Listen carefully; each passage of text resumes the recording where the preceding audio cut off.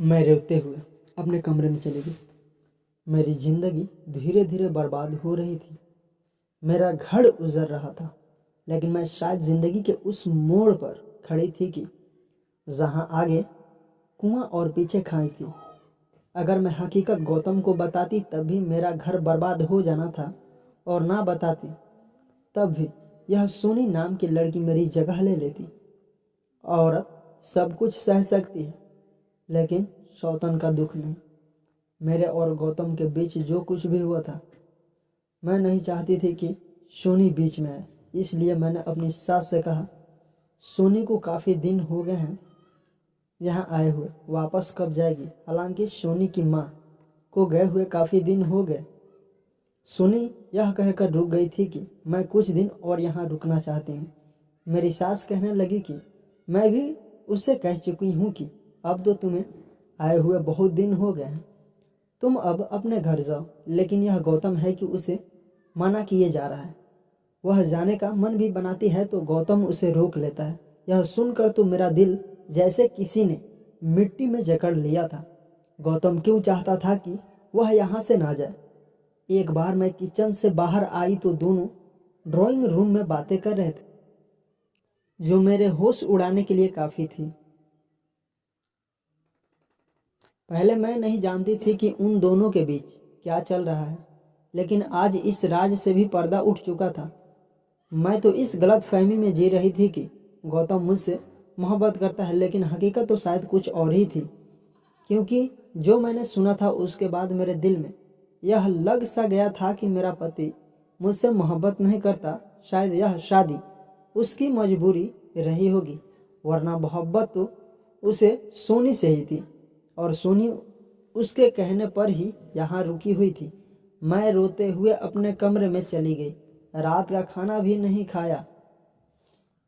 मेरी सास मेरे पास आई और कहने लगी, तुम खाना क्यों नहीं खा रही। मैंने सर दर्द का बहाना बना दिया। आधी रात मैंने रोकर गुजारी थी। रात 2 बजे मुझे ड्राइंग रूम से फिर सरगोशियों की आवाज़ें आने लगी। मैं अपने कमरे से बाहर निकली तो ड्राइंग रूम का दरवाज़ा बंद था। मैंने ड्राइंग रूम की खिड़की से देखा तो मेरे होश उड़ गए। सोनी गौतम की बाहों में थी। अचानक मेरी आंख खुली थी। मेरा शरीर बुरी तरह से कांप रहा था। मैं पसीने से भीग चुकी थी। भगवान का धन्यवाद किया कि जो मैंने देखा वह एक सपना था। मैं उठकर जल्दी से अपने कमरे से बाहर निकली। हॉल में खामोशी छाई हुई थी। मैं ड्राइंग रूम में गई। गौतम अपने लैपटॉप पर कोई काम कर रहे थे। मैं रोते हुए उसके पास बैठ गई। वह मुझे देखकर कुछ परेशान हुआ। कहने लगा, क्या बात है, रो क्यों रही हो। मैंने कहा, गौतम, आप आज के बाद सोनी से बात नहीं करेंगे। मेरी बात पर पहले तो वह कुछ देर तक मुझे देखता रहा, फिर अपना लैपटॉप बंद कर दिया। कहने लगा, क्यों ना बात करूं। मैंने कहा, आपके दिल में सोनी थी तो मुझसे शादी क्यों की आपने। वह कहने लगा, मुझसे बहुत बड़ी भूल हो गई जो मैंने सोनी की कदर नहीं की और तुम्हारे हुस्न का दीवाना बन बैठा और तुमसे शादी कर ली। सोनी मुझसे पहले से ही मोहब्बत करती है और मुझसे शादी करना चाहती है, और अब मुझे भी इस बात का एहसास हो गया है, इसलिए मैं सोनी से शादी करना चाहता हूँ। यह सुनकर तो मेरा दिमाग ही चकरा गया था। मैं फुट फुट कर रोने लगी। मैंने कहा, आप ऐसा नहीं कर सकते, मुझे यूँ बर्बाद नहीं कर सकते। मैं मर जाऊंगी आपके बगैर। गौतम, मैं आपसे बहुत मोहब्बत करती हूँ। मेरी बात सुनकर गौतम ने मेरा हाथ पकड़ा और कमरे में लेकर आया और कमरे का दरवाज़ा बंद कर दिया। कहने लगा, बस यही तो सुनना चाहता था मैं। यह जानता था कि तुम्हारे दिल में क्या है, इसलिए मैंने सोनी से विनती की थी कि वह मेरे साथ मिलकर यह ड्रामा करे। नेहा, सोनी मेरी सगी बहन है। मम्मी की सहेली की कोई औलाद नहीं थी, इसलिए मम्मी ने सोनी को उन्हें दे दिया था। यह बात मेरे लिए एक नया खुलासा थी। फिर गौतम बोला, तुम्हारी दूरियों ने मुझे बेहद परेशान कर रखा था। मुझे लगा शायद तुम किसी और से मोहब्बत करती हो, इसलिए मुझसे दूर रहने के बहाने ढूंढती हो। इसलिए मैंने सोनी के साथ मिलकर यह ड्रामा किया था, और आज तुम्हारे इजहार ने मेरे अंदर एक इम्तिनान और सुकून भर दिया है। शायद तुम्हारी मुझसे दूरी एक नेचुरल झिझक थी। गौतम मेरे करीब आने लगा, इतना करीब कि उसने मुझे अपनी बाहों में भर लिया। गौतम ने मदहोश होते हुए कहा, नेहा, अपने दिल दिमाग से सारा डर निकाल दो। मैं तुम्हारा पति हूँ, तुमसे बेइंतहा मोहब्बत करता हूँ, तुम्हें कभी कोई तकलीफ नहीं पहुँचाऊँगा। इस बार मैं उसे रोक नहीं पाई, क्योंकि अपनी जुबान से मैं इजहार ए मोहब्बत कर चुकी थी। पूरी रात मेरी डर में गुजरी थी कि जिस दिन मेरा सच गौतम को पता चल गया, वह दिन मेरा इस घर में आखिरी दिन होगा। खैर, मेरी संगत पाकर गौतम बेहद खुश था। कुछ दिनों बाद सुनी भी वापस चली गई थी। बस मेरा दिल हर समय डर के साए में रहता था कि जब मेरी सच्चाई का पता गौतम को होगा तो मेरा क्या होगा। हमारी शादी को कुछ ही महीने गुजरे थे जब एक बार मेरी सास खाने के बीच कहने लगी, गौतम, मुझे जल्द से जल्द पोते या पोती की खुशखबरी सुनाओ। तुम मेरी इकलौती औलाद हो और मैं चाहता हूँ कि जल्द से जल्द दादी बन जाऊँ। इस सूने आंगन में एक छोटे से बच्चे की किलकारियाँ गूंजे। यह सुनते ही मेरे हाथ से प्लेट गिर गई। मैंने जल्दी से प्लेट उठाई। गौतम ने मेरी तरफ देख कर कहा, क्या बात है नेहा, तुम इतनी परेशान क्यों हो रही हो। मैं उसे क्या जवाब देती, मेरी तो भूख ही मिट चुकी थी।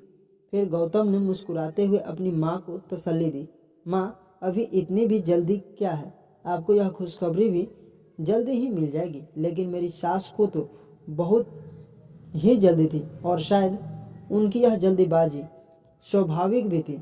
उनके 2 ही तो बच्चे थे। सोनी को उन्होंने अपनी सहेली को दे दिया था। उनके पास सिर्फ गौतम था। ना जाने कितने वर्षों से यह घर सूना पड़ा हुआ था, इसलिए उन्हें बच्चों की बहुत ज़्यादा जल्दी थी। अपनी माँ के बार बार कहने पर गौतम मुझे एक लेडी डॉक्टर के पास ले गया। उसने बहुत से टेस्ट लेकर दे दिए। मेरा दिल बेहद बेचैन था। जो भी हो रहा था अच्छा ही हो रहा था। मैंने डरते डरते गौतम से कहा, मम्मी को इतनी भी जल्दी क्या है बच्चों की। गौतम ने तो मेरा हाथ थाम कर बोला, नेहा, बच्चे तो मुझे भी बहुत पसंद है। मैं तो चाहता हूँ भगवान मुझे एक ही बार में 2 बच्चे दे दे। गौतम की बातें मेरा दिल दहलाने के लिए काफ़ी थी। जो हकीकत मेरी माँ ने मुझे बताई, मैं जानती थी कि मैं इस खुशी को गौतम को नहीं दे सकती। और जिस दिन यह बात गौतम को पता चली, वह दिन मेरा इस घर में आखिरी दिन होगा। वह मुझे कभी भी सच्चाई के साथ स्वीकार नहीं करेगा। फिर वह समय भी आ गया था जिस दिन मेरा अल्ट्रासाउंड हुआ था। उस दिन मेरी रूह जैसे मेरे शरीर से निकल रही थी। जिस तरह से अल्ट्रासाउंड करने वाली बार बार मेरे चेहरे की तरफ देखती, तो कभी अल्ट्रासाउंड के स्क्रीन की तरफ, तो मेरी जान जाती हुई महसूस हो रही थी। मेरी आंखों में आंसू बहने लगे। मैंने डॉक्टर से विनती की कि वह मेरे बारे में मेरे पति को कुछ ना कहे, लेकिन वह कहने लगी, यह तुम कैसी बातें कर रही हो, हमें यह ऑर्डर नहीं है। और वैसे भी अगर मैं नहीं बताऊंगी तो कोई और अल्ट्रासाउंड वाला यह बात ज़्यादा दिनों तक छुप नहीं सकती। भलाई इसी में है कि आप अपने पति को खुद ही सच्चाई बता दें। मैं उससे विनती करने लगी कि मेरा घर टूट जाएगा, लेकिन शायद मेरी किस्मत ही खराब थी। मेरी रिपोर्ट गौतम तक पहुंच गई थी। जैसे ही लेडी डॉक्टर ने वह रिपोर्ट देखी तो मुझे हैरत से देखने लगी और उसने मेरे रिपोर्ट की सारी सच्चाई गौतम को बता दी। और मैं यूं ही थी कि पत्थर की तरह कुर्सी पर बैठी हुई थी। मेरा सच गौतम को पता चल चुका था। गौतम के बदलते हाव भाव और बदलती रंगत मेरी जान निकाल रही थी। घर जाते ही मेरी सास ने गौतम से मेरी रिपोर्ट्स के बारे में पूछने लगी तो गौतम कहने लगा, अभी डॉक्टर ने कुछ नहीं बताया है। यह सुनकर मुझे थोड़ी राहत मिली, क्योंकि अगर मेरी सास को पता चल जाती तो उसी वक्त मेरे हाथ पकड़कर मुझे घर से निकाल देती। मैं चुपचाप अपने कमरे में चली गई थी। उस समय मेरी बेचैनी अपने चरम सीमा पर थी। मेरी जान निकली हुई थी। गौतम ना जाने कमरे में आकर मुझे कौन सी सजा सुनाने वाला था। गौतम जब कमरे में आया तो उसकी आंखें लाल थी। मेरा दिल था कि धड़कना भूल गया हो।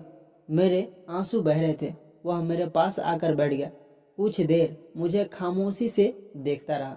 उसने जुबान से तो कुछ नहीं कहा, लेकिन नजरें जैसे बहुत कुछ कह रही थी कि इतनी बड़ी बात मुझसे क्यों छुपाई। मैं बस लगातार आंसू बहा रही थी। मैंने खुद को तकदीर के हवाले कर दिया था। थोड़ी देर बाद गौतम कहने लगा, बस एक बात बता दूं नेहा, क्या तुम यह बात पहले से जानती थी? मैंने ना में सिर हिला दिया। मैंने कहा, मेरी माँ ने मुझे शादी की रात फेरों से कुछ देर पहले ही यह बात बताई थी। यही वजह थी कि मैं आपको अपने करीब आने से रोक रही थी, ताकि आप यह सच जानकर मुझे तलाक ना दे दो। यह कहकर मैं रोने लगी। वह कहने लगा, तुमने अच्छा नहीं किया नेहा। तुम जानती थी कि मैं इकलौता हूँ। मेरी माँ को औलाद चाहिए। तुम्हारी माँ अगर सच्चाई जानती थी तो उन्होंने हमें अंधेरे में रख कर गलत किया है। यह कहकर गौतम कमरे से बाहर चला गया। पूरी रात वह कमरे में नहीं आया था। मेरी माँ ने मुझे शादी की रात रोते हुए यही तो बताई थी कि मेरे अंदर जन्म से ही बच्चेदानी मौजूद ना थी। मैं कभी भी माँ नहीं बन सकती। 14-15 साल की हुई तो मुझे पीरियड्स नहीं आए थे। मेरी माँ को भी चिंता हुई थी। मैं 16 साल की भी हो गई थी, लेकिन पीरियड्स नहीं आए। फिर वह मुझे एक लेडी डॉक्टर के पास लेकर गई थी, जहाँ मेरा अल्ट्रासाउंड हुआ था। लेकिन मेरी माँ ने उस समय मुझसे मेरी यह हकीकत छुपा ली थी। उन्होंने यही कहा था कि तुम्हारे अंदर थोड़ी सी कमी है, जो समय के साथ साथ ठीक हो जाएगी और तुम नॉर्मल हो जाओगी। मैं भी इस बात को भूल गई थी और अपनी ज़िंदगी में मगन हो गई थी। लेकिन शादी की रात फेरों से ठीक पहले मेरी माँ ने मुझे यह सच्चाई बताई थी। फिर मुझे यह भी कहा गया कि जितना हो सके तुम गौतम से दूर रहना, क्योंकि अगर वह मुझसे संबंध बनाएगा तो जाहिर है कुछ समय के बाद बच्चों के बारे में भी कहेगा, और उसके लिए जब वह तुम्हें डॉक्टर के पास लेकर जाएगा तो यह हकीकत उस पर खुल जाएगी। और आज वह दिन आ चुका था। मेरी हकीकत गौतम पर खुल चुकी थी। मैं फूट फूट कर रो रही थी, लेकिन वह एक बार भी मेरे आंसू पोंछने नहीं आया। सुबह तक मैं समझ चुकी थी कि मुझे क्या फैसला सुनाया जाने वाला है। जब मैं सुबह कमरे से बाहर निकली तो गौतम अपने ऑफिस जा चुका था। पूरा दिन मेरा बेचैनी से गुजरा था। जब वह घर वापस आया तो उसके चेहरे पर एक उदासी सी छाई हुई थी। उसने हाथ में रिपोर्ट्स पकड़ी थी जो मेरी सास के सामने रखी थी। मेरी तो जान ही निकल गई थी, लेकिन फिर मुझे पता चला कि मेरी सास बिल्कुल अनपढ़ है। वह कहने लगी, गौतम, मुझे इन रिपोर्ट्स का क्या पता कि इसमें क्या लिखा है, मुझे बताओ। गौतम कहने लगा कि माँ, मैं आपको कभी भी वारिस नहीं दे सकता, क्योंकि मेरे अंदर बच्चा पैदा करने की सहालियत नहीं है। मुझे कभी भी औलाद नहीं हो सकती। यह कहकर वह अपनी माँ की गोद में सर रख कर रोने लगा। मेरी सास के गले लग गया और कहने लगा, माँ, मैं एक बाज मर्द हूँ। भगवान के लिए मुझे दोबारा औलाद के लिए मत कहिए। मैं आपको सब कुछ दे सकता हूँ सिवाय औलाद के। यह सुनकर मेरा रंग फीका पड़ गया था। गौतम ने हर बात खुद के ऊपर ले ली थी और मुझे हर चीज से आज़ाद कर दिया था।